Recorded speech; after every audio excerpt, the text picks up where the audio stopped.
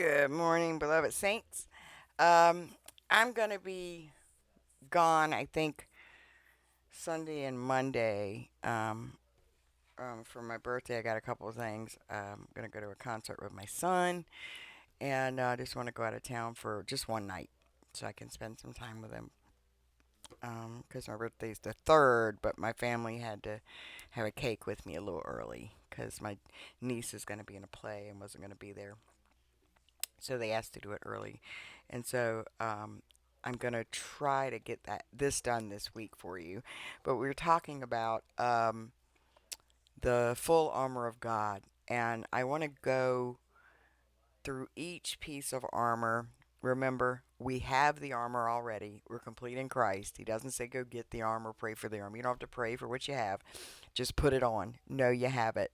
And I talked about spiritual warfare yesterday about principalities and so forth. Just, a general basic understanding. And I said I would get to what it means for the number one item. First item listed is to our loins girt about with truth. How do we do that? And I'm going to give you a couple verses on how to do that. Now, this is a picture. I showed you the Roman articles of clothing. I'll put it up here. You can see it's got like a tunic that comes to the knee, right? And then on top of that, it's got like chainmail, and it's got some leather stuff, and you've got your swords and your shields and your boot sandals, and um, each item is very necessary, and it's the basic standard weapon and uniform for a Roman soldier. It changed in like 107 to where all of the soldiers would all be equipped with the javelin, the short sword. It's got names for it, but I don't pronounce Latin very well, and or Greek, and some other stuff, shield and so forth. And it used to be they'd get together and do these formations, and ones in the front would have this weapon, the ones in the back would have this weapon, the ones on the outside would have another weapon, but they're all trained in all of the weapons. And I think that's better too. Makes more sense to me. um, so we'll go over that now. The loins girt about with truth. This is a metaphor.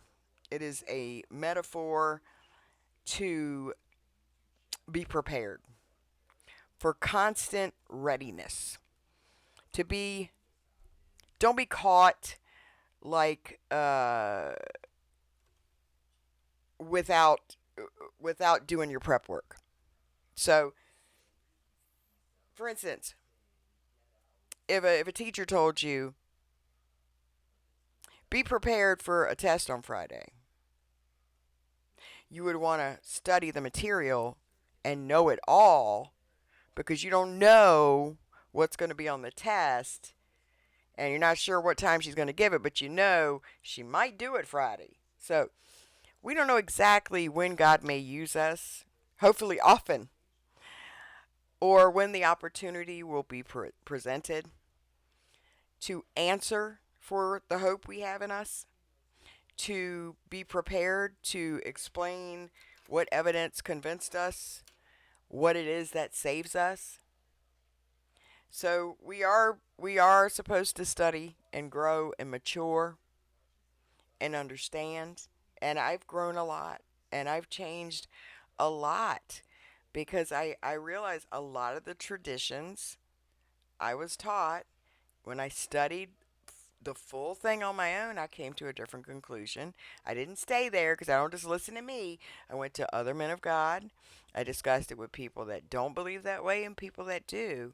And that's how I weeded it out. I went through and saw the evidence for both, and came to different conclusions. And we're supposed to do that. That's why I'm not against people with a different view. If I only have people around me that agree 100% with me on all things, how would I ever grow? How would I ever consider something different? Maybe they're right. So, and plus, it's very fascinating. So, we shouldn't get upset because people disagree all the time. It's nice when people agree with us and we all see it and have like mind. It's wonderful. But we don't have to do on everything. We're all at a different place in our study and growth. So nobody has everything perfect. Nobody has everything correct. Although some think they do. But I want to say preparedness, readiness. You know, Jesus talks about that. He tells the disciples, he tells them a parable of the foolish virgins. And they were waiting for his return. He told them that Jerusalem's going to be destroyed. The temple's going to be torn down. This generation here is going to see it. It's not going to pass away before all this is done. Judgment's coming on Israel. They slaughtered the prophets, everybody that was sent to them. And finally, God's own son. He tells that in many parables with the vineyard owner. He sends all his servants to go get the fruit that was produced from the vineyard. And they kill every one of them. He says, I'll send my son. Surely they'll honor him. They kill him too. What do you think he will do to those wicked people? Yeah. So it was prophesied. And so he tells them, be prepared. You don't know when I'm coming. And people, it's going to shock people. It's going to be, it's be like the days of Noah. You can tell them, you can warn them, but they're not going to believe you. They're going to keep getting married. They're going to keep living like it's no big deal. That judgment is not coming, but it's coming. And we see that's exactly what happened. He warned people, you know, when you see Rome outside, do not waste time to even come down off the roof and get a coat. Leave. Get out of the city, because you're going to be trapped in there, stuck in a siege where there's starvation and even cannibalism and violence and blood will be up to horses' bridles. It's going to be horrible. He told them to be ready. And that's what we're told to do. And I believe the Lord could come any minute. I'm not a dispensational futurist. I don't believe anything has to happen before he comes back. I believe he can come back at any moment. We could hear that trump any second. With the trump of God, the voice of an archangel, come up hither.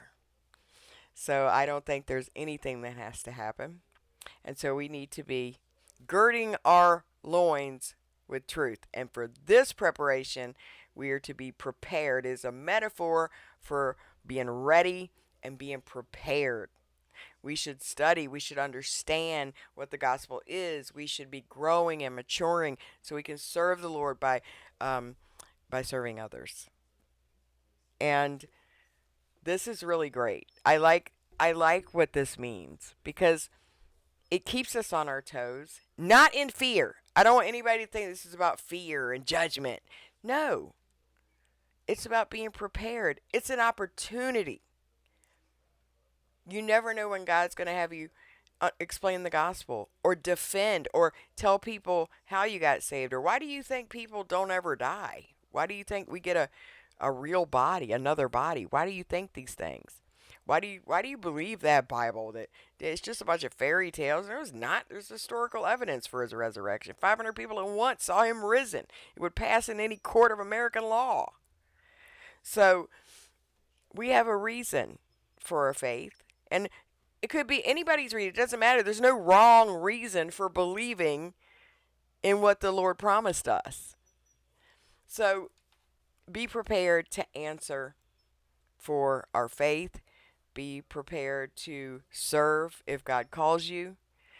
And this is what girding up the loins with truth means. To be able to sometimes answer the difficult questions as well. And with that, I'm going to give you 2 verses that would be appropriate for girding your loins with truth. The first part of your armor as a soldier of the Lord, soldier of Jesus Christ, is girding your loins. So let's look at 2 verses that would be considered that instruction. 1 Peter 3:15, I bet a lot of you thought of this one. But sanctify the Lord God in your hearts, and be ready always to give an answer to every man that asketh you a reason of the hope that is in you with meekness and fear. It doesn't mean, oh, I'm scared. It's not the kind of fear. It's reverence. Okay? It's reverence. Be honored that God has allowed you to serve him in this way, to speak of the Lord and his resurrection, in bringing people the good news. Here's another verse about girding your loins. Titus 1:9. Holding fast the faithful word as he has been taught, that he may be able by sound doctrine both to exhort and to convince the gainsayers. Remember, I said the crucifixion, the cross, was a stumbling block. It was foolishness to them that are perishing. It was a stumbling block to the Jews and foolishness to the Greeks, because they were all into philosophy. What is some executed rabbi? What does that have to do with me? Right? It's foolishness. The Jews, they just wouldn't believe it. They still couldn't get how he would be the son of David, yet David would call him Lord. The Lord said to my Lord, and he asked him that, and their minds were blown. They didn't get it either, and they rejected him. But this is a way to gird up our loins with truth. It means be prepared, be ready. We see 1 Peter 3:5, and we see Titus 1:9. There's many more, but I wanted to give you two examples of verses that talk about instructing you to do that, because it's telling you to grow up your loins with truth, meaning be prepared to answer people, to be able to convince gainsayers who say it's fairy tale, it's this. No, we have all kinds of things we can answer, because people, it's so easy to say this stuff when they haven't investigated it. And even people that have, or even read it, some people can memorize it, they still can't see. They still can't see. Look, the Pharisees memorized it, still couldn't see it. Couldn't see it. I've seen children get amazing revelation by the Spirit, and men, older men, just blind. So, where is the wisdom of the wise? Where is the prudent? I love it. Okay, so we'll get to the second item in our soldier's uniform tomorrow. You guys have a blessed day. God bless you.